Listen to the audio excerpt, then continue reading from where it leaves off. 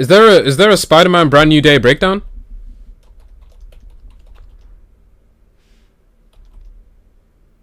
No.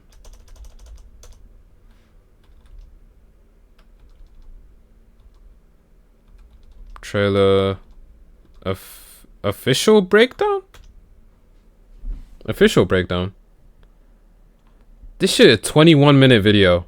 You know what? Fuck it. Let's commit to the cause. 21-minute video. We are going to be reacting to Spider-Man Brand New Day trailer breakdown. Because I already watched the trailer, I'm not going to be watching the trailer, obviously. So we're going to be reacting to the breakdown of the trailer. Should be fun. Without further ado, let's get it, bro. Let's do it. The first trailer for Spider-Man Brand New Day is here, and I think it's our first glimpse of the mutant saga in the MCU. Welcome back to Screen Crush. I am Ryan Airy, and this is all of the Easter eggs, references, and little things you might have missed in the first trailer for Spider-Man Brand New Day. Now, this film is... Okay, before we start the video, I watched the trailer once and didn't watch it again. I watched clips of the trailer. The one clip where he's like looking at the phone and Zendaya's dating that Indian dude, and then he sees it and is like, and then he logs out. I've seen that clip way too many times on my feed. Like, when your ex looking better than ever. Like, that type of shit. I've been seeing a lot of that on my feed. So, yeah, it's going to be the last Marvel movie to release before Avengers Doomsday. And Doomsday is going to be the movie that addresses all that multiverse stuff, with characters from different universes fighting each other or teaming up to stop Doctor Doom. It's going to be a big, sprawling, multiversal epic, but this film is probably not attached to any of that. Brand New Day is instead a more grounded, street-level Spider-Man story, closer in vein to the original Sam Raimi trilogy. And man, am I glad to see all of that information confirmed in this trailer. Like, I love the John Watts trilogy because it showed us Peter in new circumstances, in high school, abroad, teaming up with other Spider-Men. But how great is it to just see Peter Parker back in NYC bashing bad guys? Except, when I watched that Sam Raimi trilogy, I always wished that we could also get crossovers with characters from the comics, like Punisher or Daredevil, and there's also a big clue in this teaser that Daredevil is not only in this movie, but Spider-Man could be in Daredevil Season 3. Now, the movie's title, Brand New Day, is taken from a comic run of the same name. In the comics, this was kind of a fresh start for Peter Parker. He and Mary Jane had been married 4 years before. Long story short, Peter made a deal with Mephisto, and the Dark Lord erased his marriage to Mary Jane. This meant that Peter's stories were no longer weighed down by his marital obligations. This is some geek shit. I won't character. So that I won't be able to followed with this new know one what this is. Day. Similarly, No Way Home ended with Peter sacrificing his relationship with Ned, MJ, and everybody else he ever knew. He let Doctor Strange cast a spell that made everybody forget who Peter Parker is. Very sick movie. So the movie ended with Peter starting from scratch in a crappy New York apartment and wearing a cloth suit. Remember that suit for later. So then this trailer picks up, presumably a few years later, catching us up on the street-level Spidey adventures. So the trailer begins with Peter sitting upside down at the top of a skyscraper, which is a pretty classic Spider-Man pose. In No Way Home, the Spider-Men even reflected on their favorite spots to be alone. There's some place that he might go that has meaning to him, like a place where he would go to just get away from everything. Now, hanging upside down is like when Miles and Gwen hung upside down in Across the Spider-Verse. In that film, this highlights how Gwen is the only person in the world who can actually I don't give a fuck what Miles anyone is says going through. But in this movie, the upside down shot is highlighting Peter's loneliness. He doesn't have any Peter Parker friends or any superhero friends. He has chosen to fully isolate himself and dedicate his life to being Spider-Man. Especially in this moment, hanging upside down is highlighting this distance that he feels from his friends. He's watching their social media when they celebrate getting into MIT. I can't believe our first day at MIT! Remember, this was the whole reason Peter went to Doctor Strange and asked him to wipe everybody's memory. He wanted to get into MIT and for his friends to not suffer because they were associated with him. So now he's getting what he wants. The people he loves are in MIT, but still he's getting left behind. Even MJ has to admit that she is extremely happy. Come on, pretend like you're not the happiest you've ever been in your entire life. I can't. And because she always projected this closed-off persona, it's a big deal for her to admit that she's in a good place. But it hurts Peter even more to hear that she's the happiest she has ever been, and it's without him. And then Peter does the classic dive off the roof of the building, but instead of this being a heroic, big, sweeping moment, it's kind of sad, like he's clocking into work. Now, this shot of his eyeball inside the mask I think is the perfect shot for this movie. It's showing us his loneliness. For me, this shot is incredibly relatable because I have a tendency to dive into my work and ignore my social life. And in some ways, we can all relate to what Peter is going through. Because I have ADHD, I get overwhelmed very easily and I would always just shut down. And then my anxiety would go through the roof because nothing was getting done. Then I would either get angry or stressed out. And this dude's name's Ryan. Go, bro. And I would Talk look your for shit. one dumb thing to hyper-focus on. And this made me neglect everything else in my life that actually mattered. Peter Parker is doing the same thing to the detriment of everything else in his life. See, this year, my therapist is teaching me how to focus on learning new habits that keep me from getting overwhelmed. Kind of. That show, by the way, what is it? Fuck, I forgot the show name. The Last of Us, right? The Last of Us, Part 2. Part 2 was fucking ass. I don't know how that won. I think it won like a Game of the Year award. I'm not gonna lie, that did not deserve that. Sure, the monsters look cool. Sure. Whatever, I'll give it to you. The story? No one watched that show after Joel died. Okay? And there probably might be some people that did, but like for me, no. Like turning my hyper-focus into a superpower. See, changing my habits has not been a quick fix, but it has helped me to grow and control my anxiety. And I am so grateful to my therapist and BetterHelp for giving me the tools to make my Oh, this is an ad. Okay, cool. Brilliant. This dive off a building many times before, in Spider-Verse, even in the video games. But now we see it through a new perspective, inside the mask. A lot of people complained about this because, it doesn't look realistic because his eyes should be stuck into the mask. It's a cool shot, bro. Y'all complain about everything. I think this is a play on Dumbasses. the heads-up display shots from the Iron Man films, but instead we don't see Tom Holland's entire face, just a sliver. Now this makes the mask seem claustrophobic, like he's trapped inside of it, and this is so true of the character. Peter Parker is trapped in the role of Spider-Man, trapped in his guilt and responsibility. Peter is also wearing his classic cloth suit. Okay, I'm not gonna lie, let's talk about the suit. Now, the suit, at first glance, and I think I said this to someone, at first glance, it doesn't look good, in my opinion, okay, at first glance. The more I look at it, the more I'm kind of getting used to it. Now, you could see it like this. It looks cool. When he's flying and then when the suit like bristles through the air, in my opinion, I don't really like that. It does that. I'd rather it be like this than how it is. But maybe in the movie it might, like, you know, change my mind and then I'll be like, oh my god, look at the details. Because that's how it always is with me. But yeah, that's what I think about the suit. I think the suit will grow on me eventually. Most of his superhero career, he has been wearing high-tech suits made by Tony Stark. Now, initially, he made the mistake of relying on these suits too much. If you're nothing without this suit, then you shouldn't have it. Okay? Gradually, across the high school trilogy, we saw him outgrow the suits. For instance, how he mastered his Peter tingle in Far From Home. But now, he's going out there as Spider-Man every day, with nothing between him and villains but a little bit of nylon. Now, we've speculated in the past that this could lead to him accepting the Venom symbiote in Avengers Secret Wars. But in this movie, it looks like his vulnerability is going to step up the next stage of his evolution. Now, Peter is narrating the beginning of the trailer, reading the note that he wrote for MJ at the end of No Way Home. Remember, he wrote this note for her. He showed up at the coffee shop to fulfill the promise that he made. Oh shit, yeah, he did.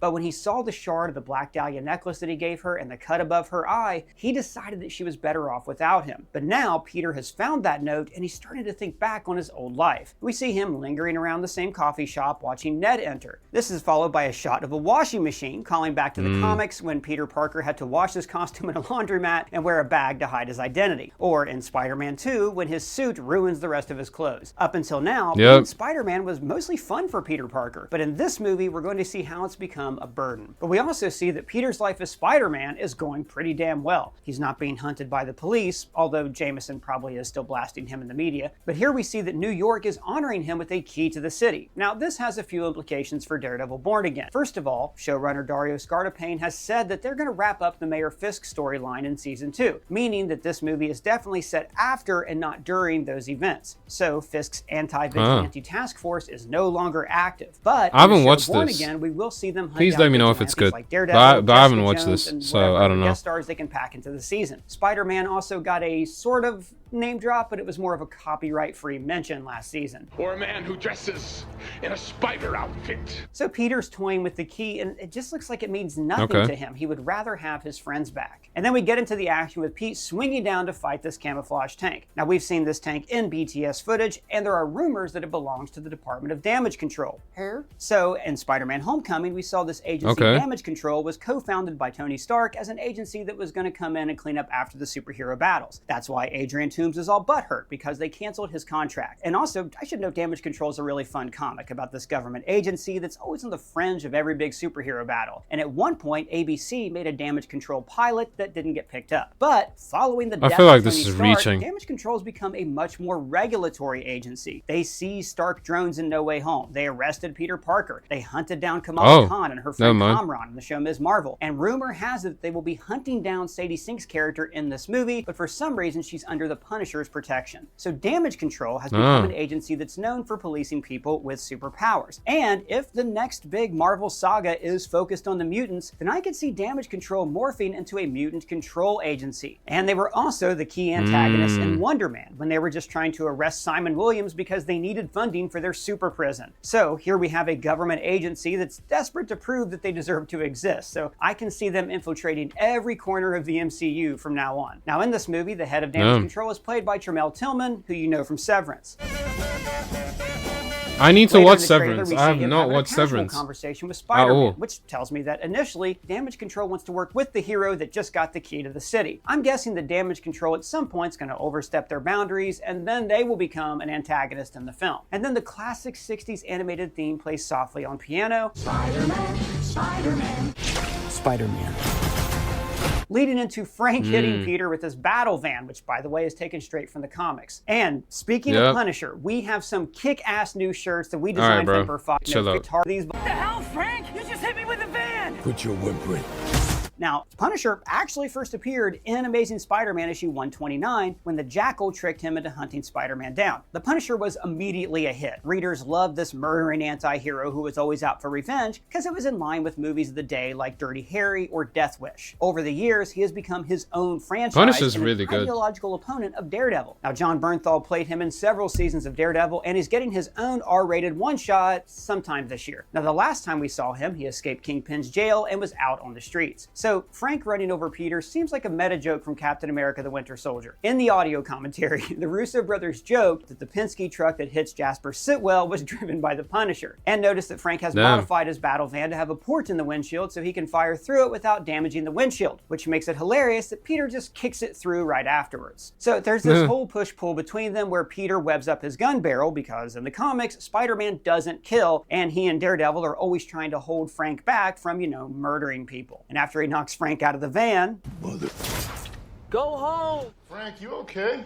Better than ever. Now, of course, on the Netflix shows, Frank curses all the time, dropping F-bombs like crazy, but this is a PG-13 movie, so Peter's got to censor him. Now, Peter's never been better at being Spider-Man, but his personal life is falling apart. We see several shots of him at MJ's housewarming party, where he sees her I've with seen another this clip guy. so and this many moment, times. at least in the trailer, kickstarts his evolution. Now, we've seen this kind of evolution happen in the comics. Now, Peter at one point tries to get rid of his powers, and instead he drinks a potion that makes him more spider-like, and he grows extra arms. We see him collapse in the laundry room of his apartment building and wakes up in a cocoon suspended upside down. This is very similar to when the symbiote took over his body in Spider-Man 3 and in the comics, and maybe we'll see something similar here where the spider part of his DNA starts to overtake him and he starts to act instinctually like a spider would in certain situations. For instance, here we see that spider part of himself subconsciously wove this cocoon around him, and even though we don't see it, this is the moment when he first uses his organic web shooters. So this idea goes all the way back to when James Cameron wrote, frankly, a terrific treatment for the Spider-Man movie. You can read it online. At the time, organic web shooters were controversial with fans who wanted to see Peter build his own web shooters like in the comics, but this is still one of the few concepts that carried over to Sam Raimi's films. And remember, the other Peters were amazed by this ability. Whoa.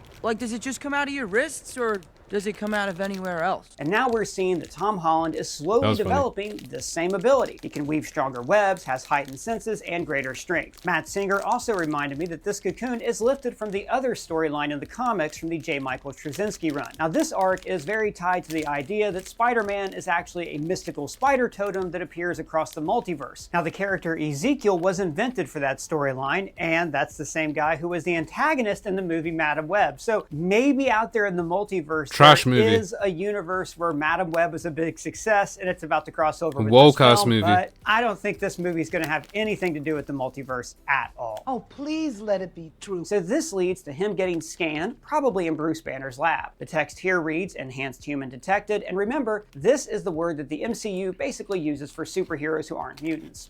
We have an enhanced in the field. Peter approaches Bruce Banner in a lecture hall, and notice Pete is wearing an ESU shirt. This stands for the fictional Empire State University, where Peter went to college until he had to drop out because of commitments to being Spider-Man. It's basically the Marvel version of NYU. Now, I'm not sure if Peter is an actual student here. I mean, he was getting his GED at the end of No Way Home, or if he just used this sweater to sneak into Banner's class. Now, Banner, of course, is the Hulk and a founding Avenger, and in Endgame, he had merged the Hulk and Banner personas to become Professor Hulk. But then, in the show She-Hulk, we see that he now reverts to human form so his arm can heal, and, you know, to save money on visual effects. So the Hulk is rumored to be in this movie. And I wonder if when he comes out, if he's going to be pissed that Bruce Banner essentially suppressed his mind within his own body for almost a decade. Now the lecture behind him is about subquantum particles. Basically, he's teaching the kids about the quantum realm. This is a subtle connection to the multiverse saga, since the quantum realm can be used to travel through time and create branching timelines. Now Peter seeks out Banner's help because this guy knows a lot about his body mutating into something new and scary. And he says, What did you say your name was?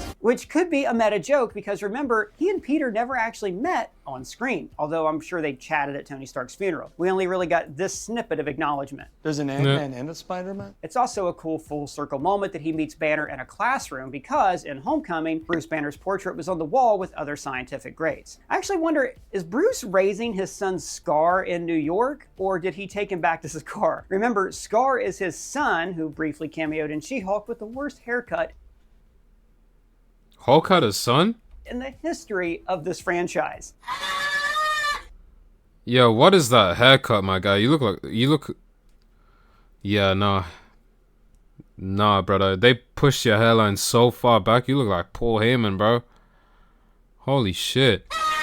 Now this moment where Banner seems to recognize him could also be a callback to the comics. See, when Doctor Strange cast a similar forgetting spell that made everybody forget that Peter Parker was Spider-Man, Bruce Banner forgot, but the Hulk remembered. And maybe later in this movie, Sadie Sink's character will mind control Banner, unleash the Hulk, but the Hulk remembers who Peter Parker is. We see a few shots of Peter trying to get a grip on his new powers, like webbing everywhere, a drop of water becomes deafening, and experimenting with the new webbing. It's apparently both stronger and more flexible, because it bounces Peter around like a rag doll when he tries to slingshot himself. It's the same maneuver that he pulled off earlier against Frank without any problems. Now through all of this, Peter just needs someone to lean on, so he visits May's grave. And notice it says she passed away in 2024 because remember, Avengers Endgame actually took place in 2023 and No Way Home was set basically directly afterwards. I think this is Keith David narrating. Spiders have 3 life cycles.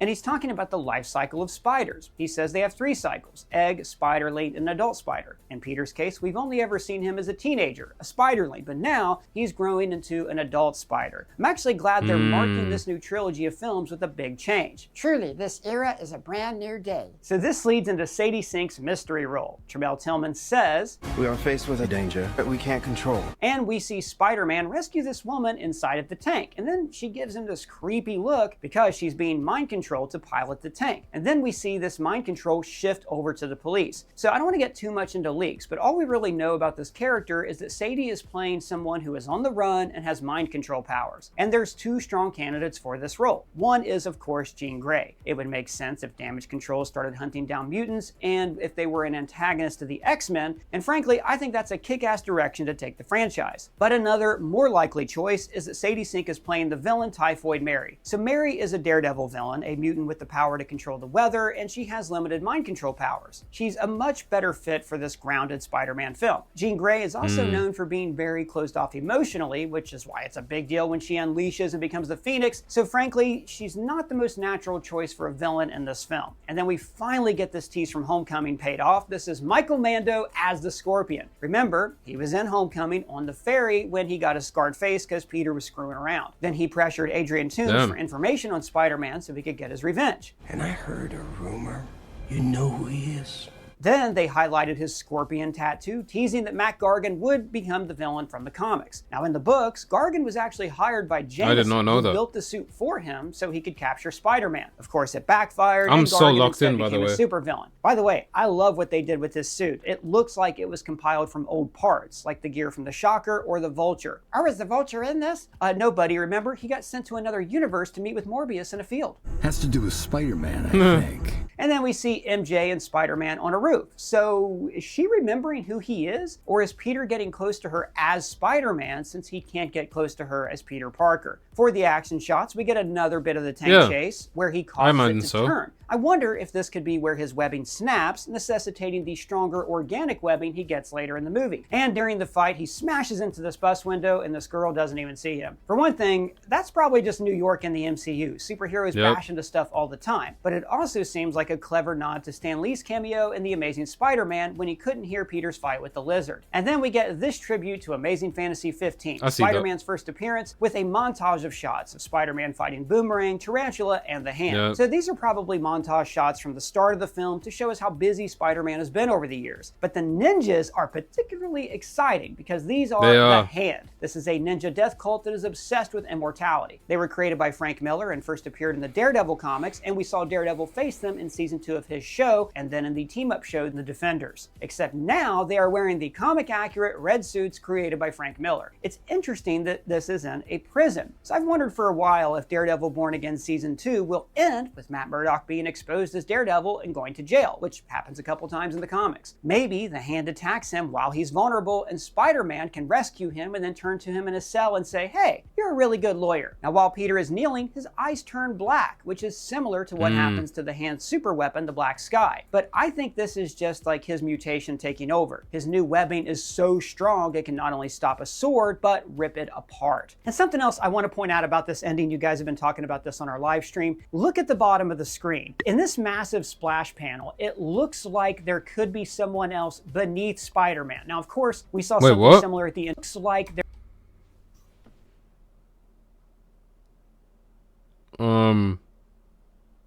what do you mean? That's just smoke, no? Am I tripping? That looks like smoke. There could be someone else beneath Spider-Man. Now, of course, we saw something similar at the end of the No Way Home trailer where the Lizard's neck was like pushed backwards because it was pretty obvious that there was someone there punching him, Andrew Garfield's Spider-Man. But in this case, who would this ninja on the bottom be looking at? It's a pretty obvious answer, Spider-Man. Oh, wait. In this case, who would this ninja on the bottom be looking at? Oh, the ninjas are looking at someone.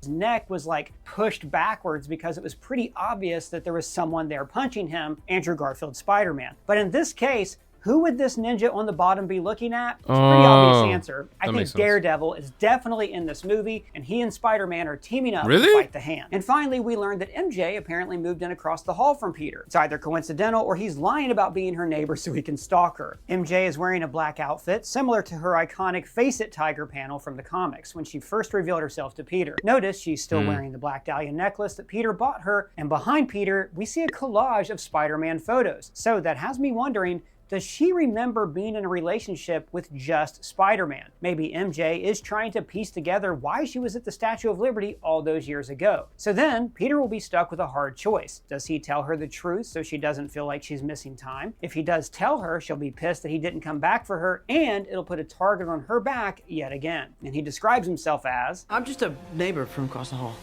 Friendly neighbor. Which of course is a play on the friendly neighborhood Spider-Man. So what did you guys think about the trailer? Let me know your thoughts down in the comments below, or add us on Twitter, Blue Sky, Threads, or in our free to join Discord. Alright, I'm gonna be real. I'm very, very excited for this movie. Tom Holland, though. Control your woman, bro. Control your girl. Cause like, she's going on so many... Why did it crash? She has so many romantic angles. Like, if my wife did that shit, hell nah. Hell nah. And I imagine it's the same, you know, back. I want a girl that'll do the same back, you know? And wouldn't want me to be ratchet. Like, she is like, she's doing too many love angles that don't involve him. At all. And he's depressed in some movies, you know? That aren't Spider-Man. I saw a crazy ass clip of him in the toilet doing some crazy shit. You know? Like... Nah, man. Tom Holland, you need to chill, gang. Control your girl, alright? But yeah. Transition. That was great. One thing that I would...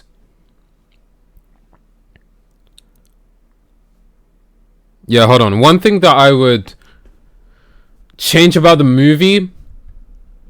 Right now, we're still in early development, so we can't really change anything. But like, I'm genuinely excited for the movie. I ain't gonna lie. Like, I'm genuinely excited for the movie. I can't wait until we get to it.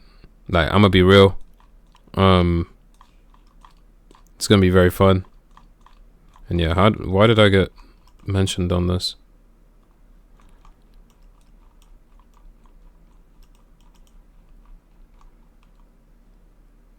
Oh. Okay. Yeah, chat. We're gonna end stream.